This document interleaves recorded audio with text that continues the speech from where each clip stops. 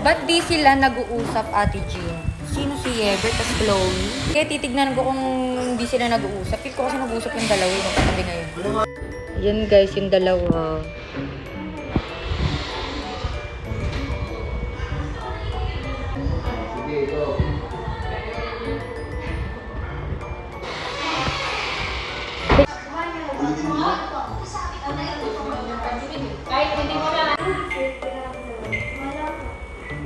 Nakita niyo naman guys, nag-uusap pala yung dalawa. So dahil dyan guys, sayang ko na muna sila mag-usap. Maglalaro muna ako ng Eggy Party.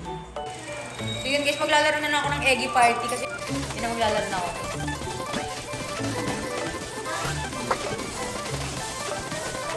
So yun guys, kung gusto niyo ako makalaro sa Eggy Party, i-click nyo na yung link na nasa bio ko at sabay-sabay tayo maglaro.